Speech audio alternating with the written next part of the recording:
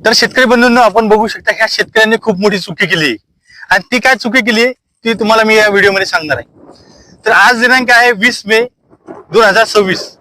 तर ह्या शेतकऱ्यांनी जे एकदम जबरदस्त अशा प्रकारे हळद लागवडीसाठी बेड पाडलेले आहेत आणि यांचं नियोजन एकदम जबरदस्त पैकी झालेलं आहे, परंतु यांनी अशी एक चूक केलेली आहे की ती कोणत्याही शेतकऱ्यांना समोर करायला नाही पाहिजे। त्याच्यामध्ये यांनी काय केलेलं आहे की आज जवळपास आजपासून मान्सून येण्यासाठी जवळपास 1 महिनाही कालावधी लागू शकते, पेरणीसाठी 1 महिनाही कालावधी लागू शकते। तर शेतकऱ्यांनी काय केलं आहे की बेडवरती आतापासूनच यांनी खतं टाकून ठेवले आहे। खतामध्ये निंबोळी टाकलेलं आहे, दाणेदार टाकलेलं आहे, इतर ग्रॅन्युलही टाकलेले।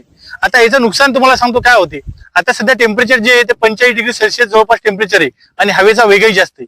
आता यामुळे काय होते की जे काही खते असतात, खताचे दाणे असतात, त्यामधले सर्व प्रकारचे जे काही न्यूट्रिशन असतात ते न्यूट्रिशन अति उन्हामुळे काय होते, टेम्परेचरमुळे ते उडून जातात।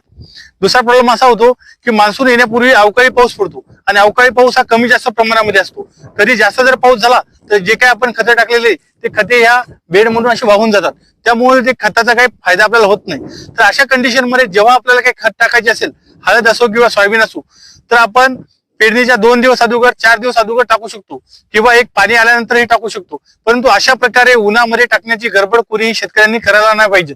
धन्यवाद।